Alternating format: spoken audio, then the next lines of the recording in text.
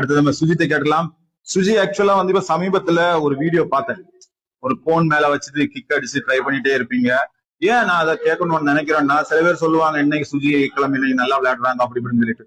பல வருஷத்தினுடைய முயற்சினால கிடைச்ச வெற்றியா தான் நான் இதை பாக்குறேன். எத்தனை வருஷம் நீங்க பிராக்டிஸ் பண்ணிட்டு இருக்கீங்க? 8 இயர்ஸா பிராக்டிஸ் பண்றேன். 8 வருஷமா இது வரைக்கும் பிராக்டிஸ் பண்ணிட்டு இருக்கீங்க. ஆக்சுவலா சுஜி லீக் ஸ்டேஜ்ல நம்மளால ஸ்கோர் பண்ண முடியாதோ அப்படிங்கிற ஒரு சூழ்நிலை இருக்கக்கூடிய தருணத்துல, முக்கியமான மேட்ச்ல ஒரு பேக் டு ஃபார்ம் சுஜி அப்படிங்கிற மாதிரி ஒரு 4 பாயிண்ட் எடுத்து போடுறீங்க. சோ எப்படி இருந்துச்சு லீக்ல மாட்டும் போது அந்த 4 பாயிண்ட் உங்களுக்கு எப்படி புத்துணர்ச்சி தந்திருக்கு? லீக் மேட்ச் கொஞ்சம் டவுனா தான் போச்சு சார். ஆனாலுமே வந்து கோச் கிட்ட பேசினாதான் வந்து நிறைய வந்து தெளிவடையும். லீக்லாம் போனாலுமே சரி, நம்ம நெக்ஸ்ட் மேட்ச் இருக்கு அதுல போக்கஸ் பண்ணோம் சொல்லிட்டு கோச் ராஜி சார் அவங்களுக்கு ரொம்ப நன்றி சொல்லணும். ஏன்னா வந்து ஒரு மேட்ச் வந்து மிஸ்டேக்